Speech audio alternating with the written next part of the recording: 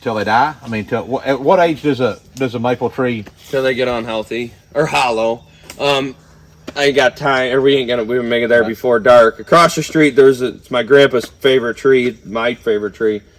It's probably 250 foot tall. It would take 4 of us to go hand to hand around the outside of it. It's an incredible tree.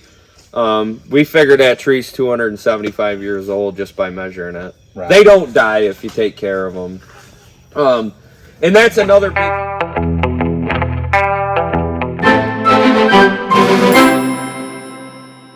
Hey guys, oh my gosh, wake up. They're driving us. We're heading towards Buffalo. We've left the farm show. Farm show's over. We're heading towards Buffalo. We're going to, what is it? North Java. North Java. To see a maple tree farm and a beef farm or ranch. I don't know what they call it. We call it ranch. They might call it farm. So we're headed that way. Cody's still sleepy over here. I'm having to do all the driving and the staying up late in the hotels. So. Staying up late? Yeah. You go to sleep before I do. Because he's on his phone. I'm trying to respond to everybody because I like to keep in touch with everybody. Oh, now you're phone. Okay. It's a cute little town though. Warsaw, New York. Lori's Restaurant. You know what I think of when I see that name? Lonesome Dove. Lonesome Dove. There's a 7-Eleven. That was a cute little cinema over there. In 3.3 miles, turn left onto Hermitage Road. I like these signs. They got these, I guess, old veterans or fallen ones. Those are pretty cool. Little lamps. Cool. Silver Lake Family Restaurant. Don't run over these people, Cody. There's a good. That probably was good ice cream. That's probably some good ice cream right Not there. the junk we just ate at the. I'm sure you'll be ready for some more later. I will. Don't worry. I'm loading it up. Hey guys. Okay, so we are here in, I don't know the town. North Java. North Java. New York. North Java. New York. North and Coffee. we are here with Joe and Erica. Siler. I already forgot. And JJ. And they are giving us a tour today of their beef cattle operation and their maple syrup farm. So, y'all tell us a little bit about yourselves. So, me and my wife Erica, we've been married for how many years now? 7. 7 years. She had to think too. Yeah. We just recently bought the farm from my parents just shy a year ago, 10 months. And when we did that, we built this brand new maple operation. We run 150 mother cows, cow-calf pairs, and then we retail all of our freezer beef as well as our maple syrup to local customers. And We're in Western New York. We're in Western New York. Wyoming County.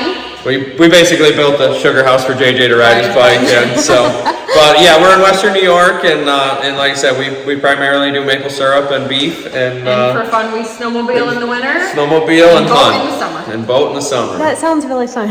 And we are so glad that you folks stopped out and got to meet us. We appreciate y'all inviting us. Yep. Yeah. We're on our road tour back down to Tennessee from New York, and we appreciate y'all offering to let us come by and take a look at your operation. It's really awesome. Yeah, we sure run a different operation as far as cattle than most other places, and we're always very, very willing to show it and show how different farming can be, you know, from one state to halfway across the country. I mean, it's a big place, you know, and we sell our syrup up there, but them folks drive by this farm, and I can remember all the old-timer farmers being like, you know, frickin' city people. Yeah, with the traffic, stay off our roads. Who's buying your product, you ding-dong? You know what I mean? Oops, sorry, buddy. So that was where I always said, like, why are you angry at your consumer? Now, 90% of our consumers for our beef are from that city. The suburb part of the city, you know, Orchard Park, you know, just outside, East Aurora. So why would we be angry at those folks? You know, why would we not try and bring them in? And TikTok, social media has finally given us a platform where we can speak freely for the most part, without any real adverse of it, and people are there, turn the lights back on, you know, looking at us, and we're able to explain, and I love it, and I just, that's what I want my TikTok to be about. That's what I'm glad when I see you guys, you know. People love you guys as your couple and your antics, but then on the same side, you get to be farming, and how can you think that anybody with the antics and your face think that you're treating cattle poorly, and it gives us a beautiful idea. Yeah, you that know? authenticity factor makes you credible. Right. Yeah. And then people will actually learn from you instead of being like, oh, that's pretend. Yeah.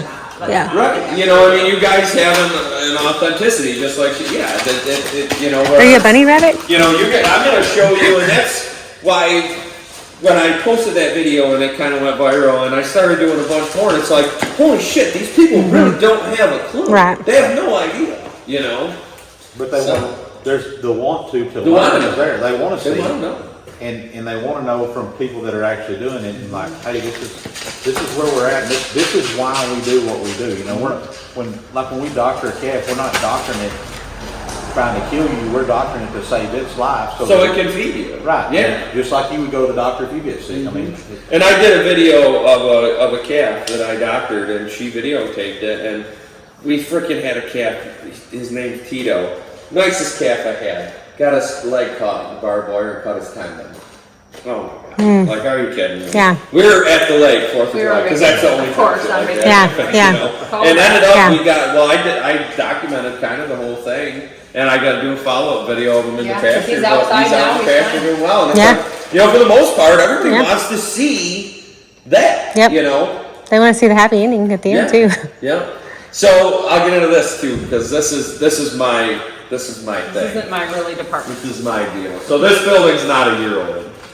It was built in November when we bought the farm. I told her, if we're buying this farm, I'm not making syrup in the old sugar house. Okay, it was really not what I wanted.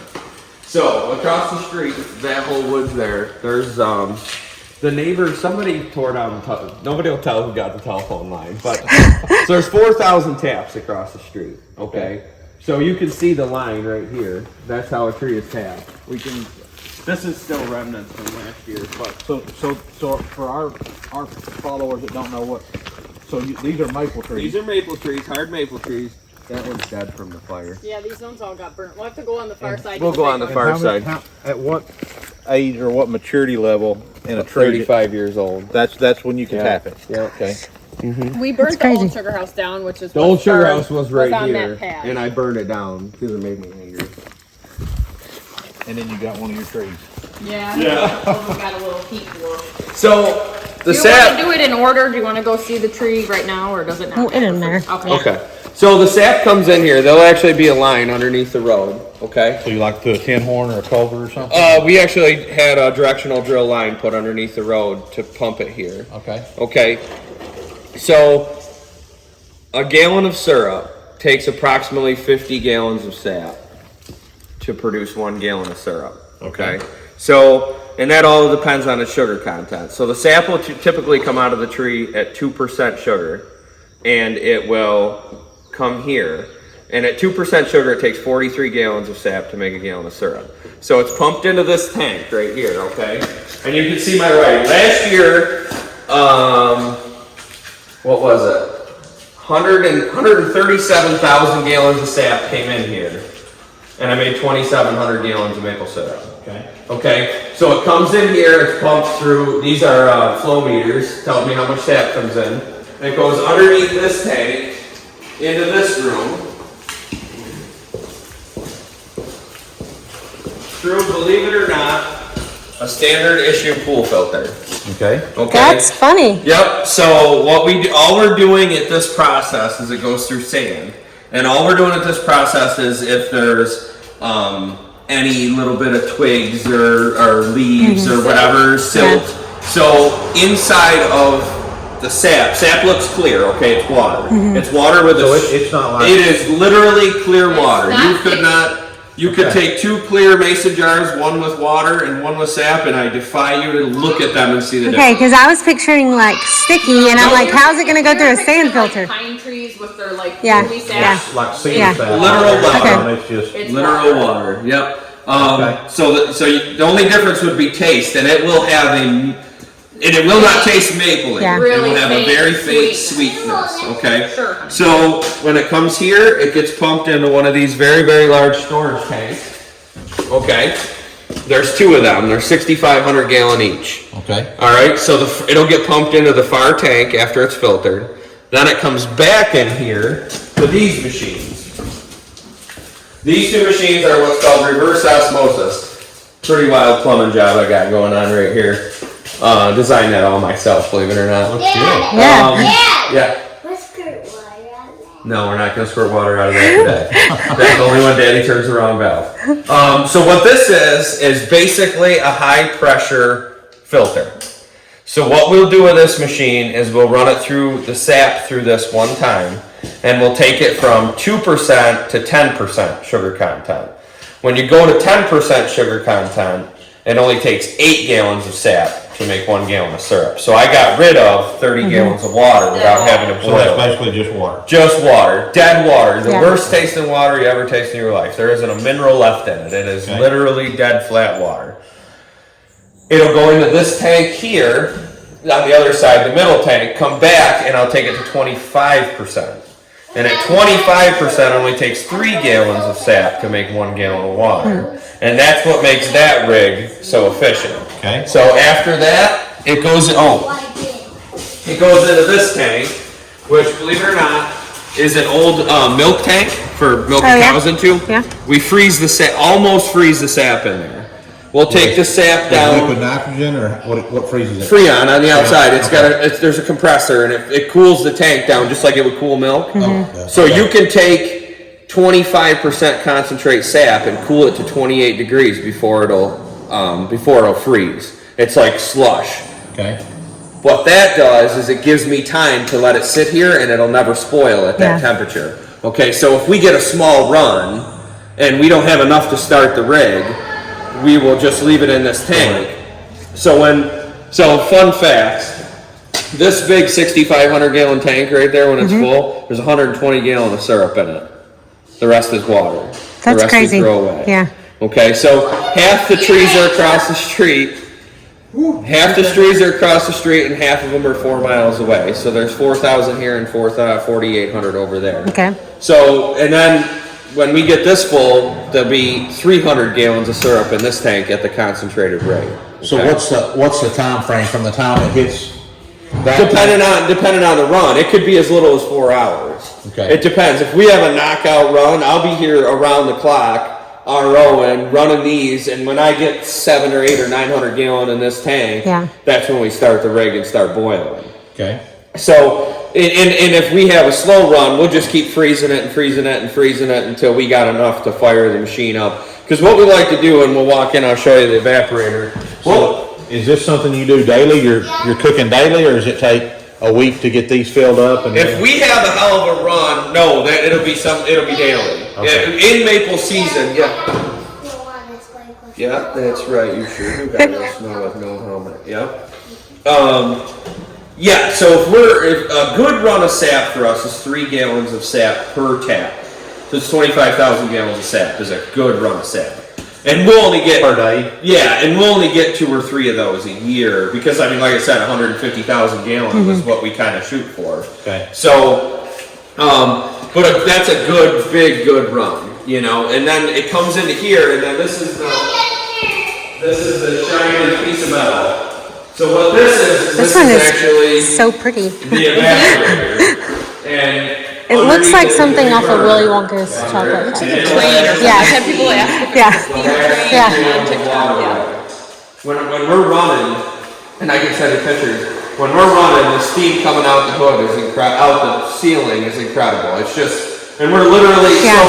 so when we're pushing this thing, shoving on it really hard, we'll make say 70 gallons of syrup an hour. So what you need to think about is that 200 gallons of water and steam are going out the roof in an hour. So But so the sap comes in here in the back, and there's a float level, and it flows all the way through the pans, and as it gets denser and denser, it gets up to the front, and then this right here, so this is my automatic draw off. So this syrup is finished 7 degrees above what water is boiled at. Okay? But because water never boils at the same temperature, we have to check it with a hydrometer, which is this, and this tests the density of it. When it floats to this line, it's done right here. Okay? But this, once we get that set, this thing will sit here, and it will draw syrup off all by itself. We will get down there 70 degrees to set the set temp. But it'll literally sit here and you'll watch it. There's the little pan over there. And it'll sit right here and it'll just keep opening this valve. There we go, I'll get closer. There we go. So you watch how once it'll start up, there it goes. See how it's starting to open up? Right. Oh, there you are. You got water. Oh, there we are. Not water. There it is, huh? Yep. How's that taste? Is it good? Not good. That's pan washer. Yeah, that's wash water. Oh. So what's under there? Do you have 55-gallon drum or something under Well, there? no. So what there is, there's the next whole step. Oh, these. I always forget to explain. So it comes into these catch bins. Yep. So this will sit underneath here like so. Okay. And then that machine is called a filter press. So here's the coolest part about the whole thing. And it always will fascinate me, and there's some outside so we can show them. So the sap will come into the sugar house crystal clear, all right? Look just like water, and you boil it and you will get sand. If you were to taste the syrup directly off of this evaporator, you would choke, because it literally has dirt in it. When we boil it, the crystals explode, and they get big enough for us to filter them out and see them. So in that thing, that filter press, there's little papers all the way through it, and we use a product called diatomaceous earth. A lot of people feed it and use it on cattle for whatever, and all it does is it makes a filter, and it will literally filter that sugar sand out of the syrup, and then it's edible. And then we'll have drums in here that we stack full of syrup, or we'll can. That's a canning room in there for retail. So. Yeah, it's quite a process from start to finish. But this all literally wasn't here a year ago. So what did you use before that? So we had in 15 minutes there's syrup running out in front of this evaporator. Now with the old wood fire deal, hour and a half, time you got friggin' fire started. And there wasn't really any good drains, and the syrup thing is kind of weird because there's not much of a regulation as far as inspection. It's coming, it needs to come, we need to have inspections, it's a food product. I wanted to build this, I wanted to get ahead of it. I know it was coming, I know it's gonna come, I hope it does come. And I wanted to get ahead of it. So we built this when we bought the farm. We borrowed a little bit of extra money, not much, and I actually traded beef for the concrete. I planted the guy's corn for the building. Bartered my whole way through it. We owned the gravel pit, so we were able to put the foundation down. I bartered my whole way through this operation to get it done. And I guess this is out of Canada? Yeah, CDL out of Canada, yep. And then the whole woods thing, it's getting dark, so let's run out and open this door. So we actually last year, so there's your sugar sand. It's literally white sand. And we just bring it out here and dump it, and I'll scoop it up with a skid steer. But that's what we get out of the trees. And It's it gets really hard. Yep. It's sticky at first, and as it dries out, It's like concrete. It gets real hard, and then it Yeah, just there's kinda a really turns- good picture of what it turns to is right powder. there. Oh yeah. So there's no other use for it? You can't I mean, you can put it in your kid's sandbox and Yeah. stick them to the wall Yeah. with it, but no, other than that, there's really nothing to... I wish can't we use could it as a figure feed something. additive or I Right. don't think you could. I I mean, mean, you we should probably have wouldn't given hurt it to them. Brian to feed or test it, You like should, the just for nutritionist. fun. Yeah. But And it smells sweet. But in that respect, let me explain that if for the year, if we get 300 pounds of it, Yeah, So it's it's a not lot. much. it's not Yeah. much enough really to dink with. So this is It how. doesn't taste good. Noted. It's like saying he wasn't lying. He tastes anything. This is actually right here how a tree is tapped. We'll come through. We're starting to tap like around the 15th of January, and we'll come through and we'll drill a hole anywhere. You can That- see the old one. So you can see the old holes. This is from an old way of tapping. We're far better at this than we ever used to be. The holes heal way cleaner now, but you have to realize this is a 90-year-old tree. But so give me this, Jay. Jay. So we'll just bring it. We'll drill a hole, 5/16 inch hole, about 2 inches, inch and a half into the tree, and we'll just pound this in with a little rubber mallet. And That's it. 9,000 later, you're done. So do you have to go in and pull your taps 9,000 out every later. year? Every year we pull the taps and let them hang, and then we go in the fall and we clip the old tap off and we put a new tap back on. So how long do your hoses last usually? So these are all brand new, 10 to 15 years. not bad. So we actually rebuilt this these 4,000 taps. We rebuilt them last year. Last year's a busy year, and I'm rebuilding another 4,000. The last 4,000 right now. It's about $65,000 to rebuild the 4,000 For the taps. That was the infrastructure. for the infrastructure, Just for the materials. just for the tubing. Yep. And tell them again how many miles it is to walk. 70 the hole. miles to tap them. Yeah. But after, well, I guess you got to do that twice. a Well, year, not put them in and take well, them out. no, there's more than that. So everything is on vacuum. We actually have a diesel engine running in the woods with a vacuum pump, and it helps. When we switch to vacuum, we tap the tree less. So back in the day, if you were tapping buckets, and guys, if you see pictures of this, you'll see pictures Like of this the bucket hanging bucket on to the bucket tree. to bucket to bucket all the way around Right. the tree. Well, now when we use vacuum, these trees are going to get 3 taps, and that Instead one of will 8 get 1 buckets. instead of, because we don't need to tap as many taps in the tree to get the same amount of sap. Because It's way the help because of the vacuum's vacuum. pulling it. Yeah. Yep. And so we'll pull the barometric pressure in vacuum. So if the barometric pressure is 30, we're shooting for 29 inches of vacuum. With that being said, a squirrel. People think farmers and ranchers are dumb. There's some science in this. Yeah. The average Joe would have no idea how to figure this out. With that being said, I'm going to tell you the 2 reasons why I spend more time in the woods than I should. Number 1, a deer will walk up to this and will literally chew this tubing Yeah. in 2. Yeah. Number 2, a squirrel will literally sit, as this is plugged into the tree like this, will sit in the loop and bite a hole in it, and that causes a vacuum leak. So the old system, we did a lot more walking we do now, because everything's brand new. We having a lot of luck with, not having to walk. But we'll walk the lines to keep our vacuum up. We'll walk the lines.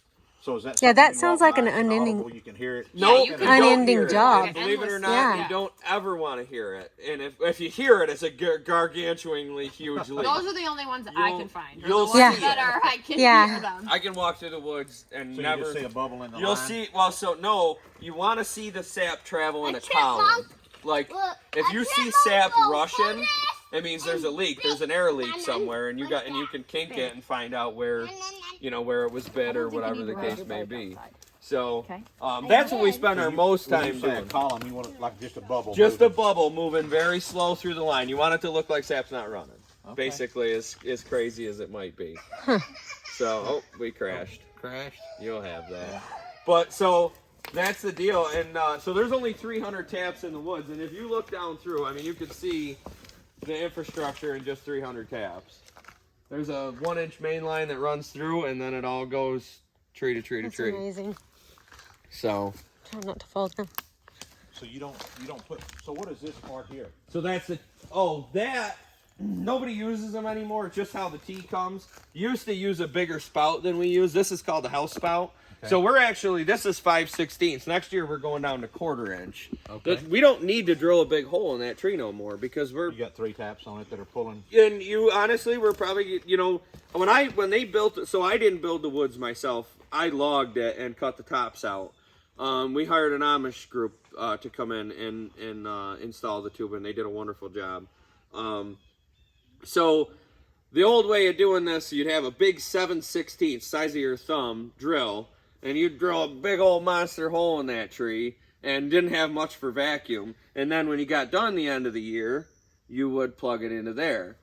So what we found out through the years, number one, if we let the drop line drain, this is called the drop line, Right. it'll stay clean and it'll drain right out.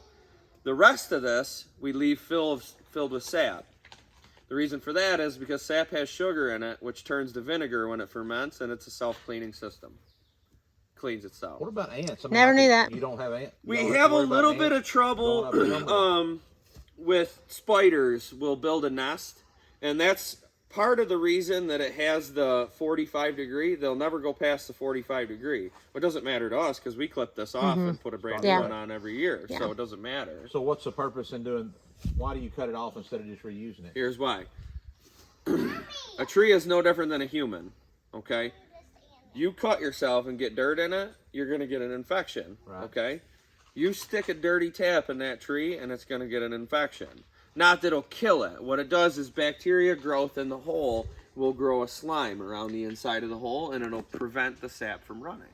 So when we used to be, the maple business, that's why I'm so passionate about it, has came further than any other agricultural business in the United States. It's came further in 10 years time. It has blown by what we used to have to what we have now. Used to be, you would plug this dirty old tap in there, you know, and it's same old tap. Some of them used to be steel, big old, you know, be all gross and laying on the ground. Well, we would get 2 to 3, maybe 4 weeks out of a hole, and the hole just dried right up. Couldn't get anything out of the woods. Well, back in the day, drill another hole. Come on, we gotta make more syrup. Drill another hole. Well, once half the damn trees are dying in the woods, and you didn't know no better. It's no different in the cattle industry. Well, now we put a brand new tap on there, and you used to always, it was like this biggest anxiety. Oh my God, when should we tap? Should we tap February 1st, or we got to watch the weather? And then guys would rush to the woods. You'd get whole crews together, do a horrible job of tapping because we only got 4 weeks to make our crop. Well, now me and my one buddy Dakota, who built the sugar house, believe it or not, we go out, just me and him. We do a tremendous job tapping, and they're good until friggin' May. Yeah. So you just tap them once a year and you're done? Yep. And so what happens to a maple tree when you tap it, and I don't have a board, but I could send you this picture. So this will be brown. It's called tap hole maple. It's actually beautiful if you ever want to look it up. This will be brown. This part of this tree will actually die, and it'll look just like a diamond. It'll come down here, and it'll get small, and it'll go like that. So if you go ahead next year and you tap here, you ain't going to get no sap. And also it's going to leak through that hole. The vacuum will leak through that hole. So we have to look at this tree. You have to take your time. You walk up to this tree, and a lot of times because you're in snowshoes, you're catching your freaking breath. But and you'll say, okay, here's a spot that hasn't been tapped. We're going to drill. And that's why another thing that's came so far. We used to put the drop line used to be this long. Well, you could only go here or here or here. Yeah. When we installed this tube in, we put a 42-inch drop line on it so we can go wherever we want on that tree. And this year, with brand new tubing in this woods, this home, we call it the home woods, we got 35% more sap out of this woods than we did out of the woods that was 10-year-old tubing. So at what? So you What in the world? So you can drain these for till they die? I mean, at what age does a maple tree? Till they get unhealthy or hollow.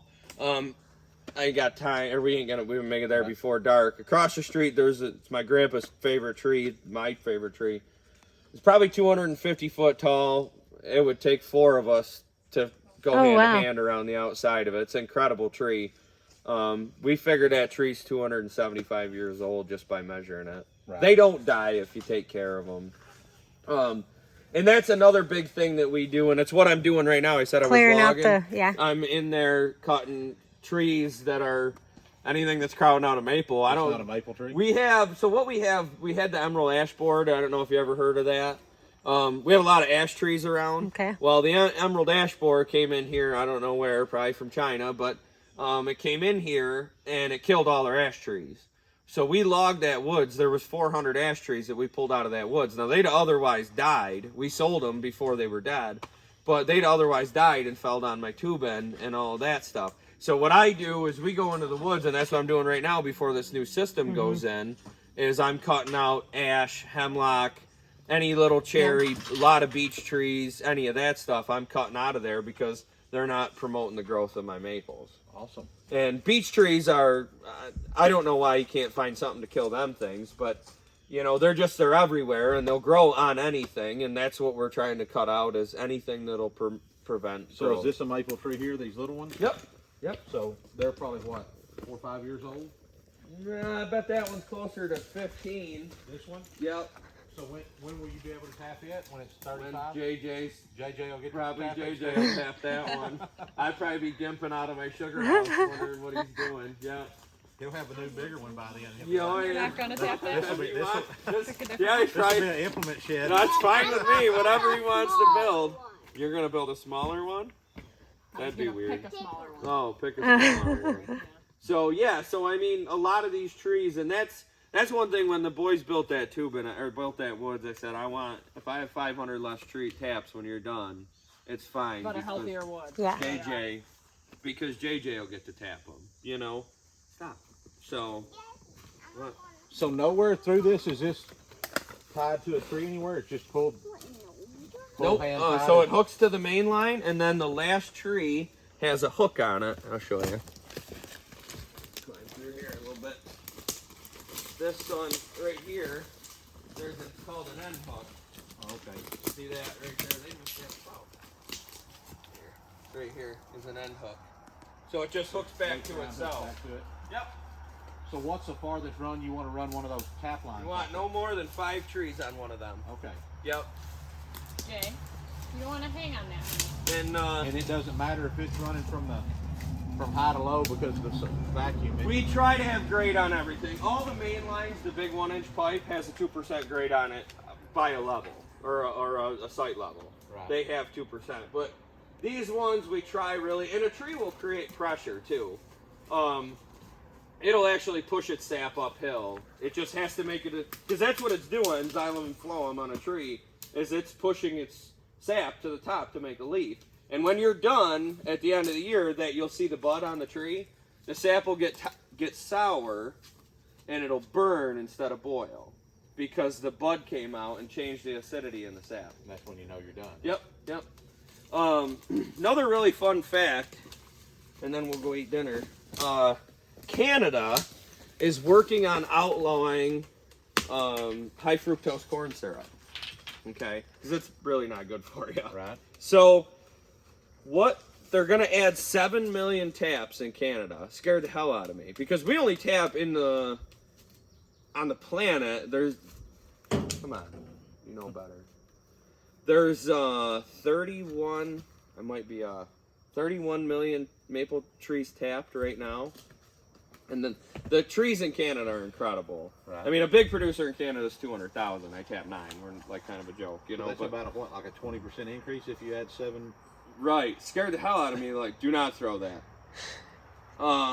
Scared the hell out of me. Like, holy cow, what are we gonna do? You know, 7 million taps. It's like adding another 50 million beef cattle. You know. So here's the story. They're gonna ban high fructose corn syrup, and if you boil maple sap under a vacuum, you will not get a maple flavor. You will get a sugar. You will get a sweetener. Regular sweetener. So that will be your Pepsi or Coca-Cola natural. Part of that will come from maple syrup, maple sap. And it'll be boiled under a vacuum and it won't caramelize, which gives you the maple flavor. It's really cool. Pretty neat. That's Pretty the pretty neat. neatest It is, thing. yeah. That's why, like I say, I'm so passionate about it because it has came so far. Yeah. It's came so far. So now when you go home and put your syrup on your pancakes, you'll really appreciate the whole It's awesome. thing. And also, maple syrup from a tin can that we gave you tastes a million times better than. I've never had it from a tin can. I buy it in a little plastic jug. You will never believe the difference in taste. And you can't be this close to Buffalo without getting chicken wings. Right. And that's where we're headed now. Yes. We're gonna go All get right. some chicken wings. So, thank y'all very much. Tell us how to find you on TikTok. So, I'm Brutally Honest Ag on TikTok or Farmer Joe, and she's Mrs. Yankee Farmer. Mrs. Yankee Farmer. We're Yankee Beef on Facebook. Yeah, we're Yankee Beef on Facebook, and then our website is yankeebeef.com. And YouTube, the Yankee farmers. The Yankee Yes. farmers. But So that's pretty much channels yeah. Not super active. The Yankee beef farmers. So pretty much anything Yankee beef, and just quick story behind the Yankee beef thing. So my wife and I bought quite a few cattle from across the country, and it was always a pleasure to hear the auctioneers like stumble when he was like, "It's going to New York." New York. I didn't know Yankees bought cattle, so that's where the Yankee beef came from. I'm It funny was. when we go out of states, like, oh, Yankees. We bought a real nice bull out of Colorado. Really funny story. Bought a real nice bull out of Colorado, and when that auctioneer struck that off, and it came across the screen that New York, he was beside himself. He just didn't even know that we had cows here. That's awesome. So we didn't get video of the beef cattle operation, but you saw the maple syrup farm. That was awesome. We appreciate y'all's time. Or you will see. This is the afternoon. Oh, I thought you were We A lot of trolls. That's why I'm the talent. Right, that's right. Okay, y'all keep ranching.